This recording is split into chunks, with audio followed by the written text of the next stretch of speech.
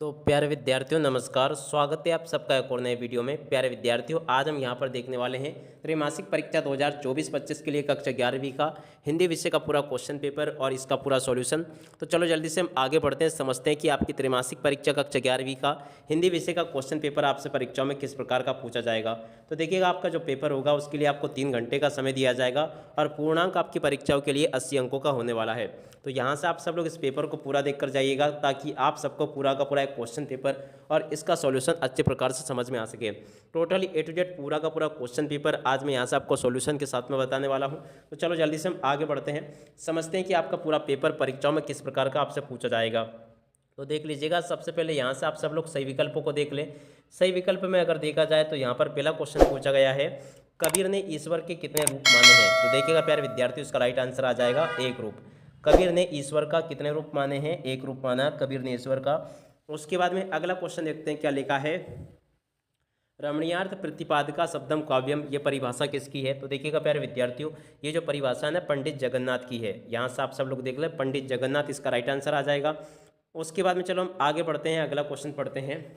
नमक का दरोगा कहानी का प्रकाशन वर्ष है। तो देखिएगा, नमक का दरोगा जो कहानी है कब छपी थी। तो देखिएगा ये 1914 में छपी गई थी, यानी कि इसका प्रकाशन हुआ था। और उसके बाद में चलो हम आगे बढ़ते हैं, अगले क्वेश्चन को देखते हैं। प्रश्न नंबर 4 में आपसे पूछा गया है, फूले न समाना मुहावरे का अर्थ है। तो देखिएगा प्यारे विद्यार्थियों, इस मुहावरे का अर्थ है अत्यंत खुश होना, इसका राइट आंसर आ जाएगा। अब चलो जल्दी से हम आगे बढ़ते हैं, आगे के आपके पेपर के लिए क्वेश्चन और उनके आंसर को देखते हैं। अब इसके बाद में देखिएगा, अगला क्वेश्चन पूछा गया है, लता के स्वरों में है। तो देखिएगा प्यारे विद्यार्थियों, लता के स्वरों में क्या है। तो देखिएगा यहाँ से आपको लिख देना निर्मलता। उसके बाद में हम अगला क्वेश्चन पढ़ते हैं, क्या लिखा है, किसी सामग्री में उसकी अशुद्धियों को दूर करके उसे पटनी बनाना कहलाता है। तो देखिएगा प्यारे विद्यार्थियों, इसको कहा जाता है संपादन। यहाँ से आप सब लोग इसको नोट कर लेंगे। और उसके बाद में चलो हम आगे बढ़ते हैं, आगे के क्वेश्चन और उनके आंसर को देखते हैं। तो देखिएगा प्यारे विद्यार्थियों, आपका जो प्रश्न नंबर 2 होगा उसमें आपसे रिक्त स्थानों की पूर्ति पूछी जाएगी। तो यहाँ से आप सब लोग रिक्त स्थानों को देख भी लें और पूरा समझ भी लें। पहला क्वेश्चन पढ़ते हैं, कबीर भक्ति काल की काव्य धारा के कवि हैं। तो देखिएगा प्यारे विद्यार्थियों, कबीर जो है ना भक्ति काल की निर्गुण काव्य धारा के कवि है, इसका राइट आंसर यह आ जाएगा।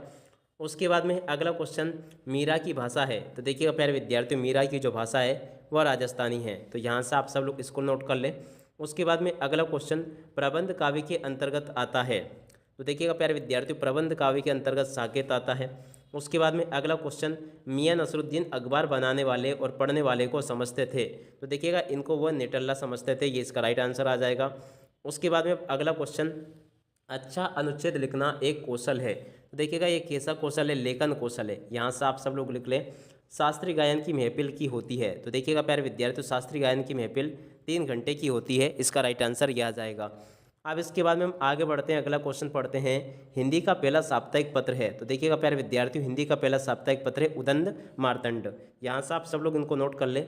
अब इसके बाद में चलो हम आगे बढ़ते हैं, आगे के क्वेश्चन और उनके आंसर को देखते हैं। प्रश्न नंबर 3 में आपसे जोड़ी पूछी जाएगी, तो आप सब लोग यहाँ से जोड़ी को भी देख लें। अब जोड़ी में देखा जाए तो पहला क्वेश्चन, हम तो एक एक करी जाना। तो देखिएगा, इसकी जोड़ी मिल जाएगी कबीर से, इसकी जोड़ी का मिलान आप लोग इससे कर ले कबीर से।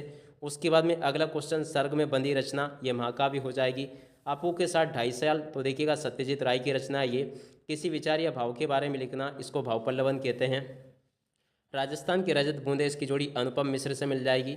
जनसंचार का अंग्रेजी पर्याय, तो देखिएगा ये होगा मास कम्युनिकेशन। तो देखो, यहाँ से आप सब लोग इनको देख लें और पूरा का पूरा इनको समझ भी लें। यहाँ तक के सभी क्वेश्चन और उनके आंसर्स मैंने आपको बता दिए हैं। अब चलो इसके बाद में हम आगे बढ़ते हैं, आगे क्वेश्चन और उनके आंसर को देखते हैं। तो देखिएगा, प्रश्न नंबर 4 में आपसे एक शब्द या फिर एक वाक्य में उत्तर पूछे जाएंगे। एक शब्द या फिर एक वाक्य में उत्तर आपको कैसे पूरे करने हैं। पहला क्वेश्चन, जगत क्या देखकर मोहित हो रहा है। तो देखिएगा, भारी आडंबरों को देखकर जगत मोहित हो रहा है। उसके बाद में अगला क्वेश्चन, अनुभव कितने प्रकार के होते हैं। तो देखिएगा, इसका राइट आंसर आ जाएगा 4 प्रकार के होते हैं। उसके बाद में तालीम की तालीम बड़ी चीज़ है, ये कथन किसका है। जी हाँ प्यारे विद्यार्थियों, आपको इस क्वेश्चन का आंसर बताना है। तो चलो जल्दी से हम आगे बढ़ते हैं और इस वाले प्रश्न के उत्तर को देखते हैं। टोटली यहाँ से मैं आपको सभी के सभी क्वेश्चन और उनके उत्तर बता रहा हूँ, तो इसलिए आप सब लोगों से रिक्वेस्ट है कि जल्दी से जल्दी आप लोग चैनल को सब्सक्राइब जरूर करें। तो देखो, यहाँ तक के सभी क्वेश्चंस मैंने बता दिए। अब देखो, प्रश्न नंबर 3 जो लिखा है, तालीम की तालीम बड़ी चीज़ है, ये कथन किसका है। तो देखिएगा, ये जो कथन है यह मियां नसीरुद्दीन का है। अगला क्वेश्चन पढ़ते हैं, वंशीधर ने किससे बेर मोल लिया था? तो देखिएगा वंशीधर ने अलोपीदीन से बेर मोल लिया था, इसका राइट आंसर ये आ जाएगा। और उसके बाद में हम आगे बढ़ते हैं, अगला क्वेश्चन पढ़ते हैं, विज्ञापन लेखन के समय ध्यान में रखी जाने वाली कोई एक सावधानी? तो देखिएगा स्पष्टता, इसका राइट आंसर आ जाएगा। उसके बाद में अगला क्वेश्चन, लता मंगेशकर की लोकप्रियता का मुख्य मर्म क्या है? लिखिए। तो देखिएगा लता मंगेशकर की लोकप्रियता का मुख्य मर्म है गायन शैली। तो यहाँ से आप सब लोग इसको देख लें और पूरा का पूरा इनको समझ भी लें। अब इसके बाद में हम अगला क्वेश्चन पढ़ते हैं, प्रश्न नंबर 7 लिखा है, भारतीय टेलीविज़न को दूरदर्शन नाम कब दिया गया? तो देखिएगा प्यारे विद्यार्थी, उसका राइट आंसर आ जाएगा 15 सितंबर 1959 को, इसका राइट आंसर ये आ जाएगा। अब इसके बाद में चलो हम आगे बढ़ते हैं, अगले क्वेश्चन को देखते हैं। तो देखिएगा प्रश्न नंबर 5 जो लिखा गया है, इसमें आपसे सत्य असत्य पूछे जाएंगे। सत्य सत्य में पहला क्वेश्चन, कबीर ने सतुक्कड़ी भाषा का प्रयोग किया है? तो देखिएगा बिल्कुल आपका सत्य हो जाएगा।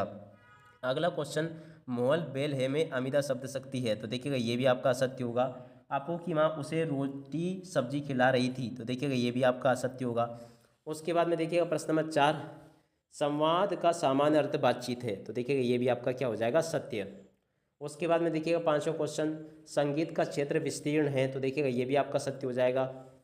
6वां क्वेश्चन पढ़ते हैं अपन, क्या लिखा है, जनसंचार माध्यमों का लोगों पर केवल सकारात्मक प्रभाव पड़ता है? तो देखो ये भी आपका असत्य हो जाएगा। आप सब लोग यहाँ से इसको देख लें और इसको पूरा का पूरा समझ भी लें। यहाँ तक के सभी क्वेश्चंस मैंने आपको बता दिए।